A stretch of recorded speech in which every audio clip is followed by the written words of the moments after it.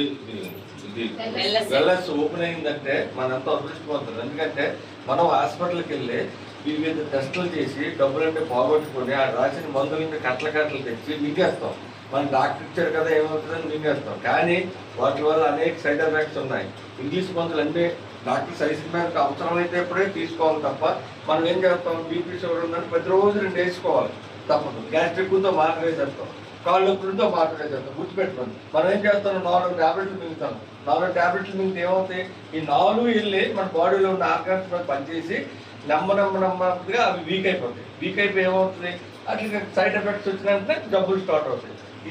ఈ జబ్బులతో ఇంకో 4 స్టార్ట్ అవుతాయి. అప్పుడు 8 అవుతాయి, 8 12 అవుతాయి. అప్పుడు మన లైఫ్ పోయినట్టు. ఇంకా అది మనం ఏంటంటే ఆహారం తీసుకున్నప్పుడు తీసుకోవాలి. మనం ఏది తినాలో అదే తినాలి, తినకపోవడానికి దూరంగా ఉండాలి. ఇప్పుడు మాంసం ఉందనుకోండి, మటన్ ఉందనుకోండి, మనం ఏం చేస్తాం, ఒక గురిపోతే ఇంట్లో కొడతాం. పుట్టి ఏం చేస్తాం, ఆ రోజు కేజీన్నర వండేస్తాం. వండి సేట్ చేస్తాం, వాడు 2 వేసేస్తాం. వినండి, అది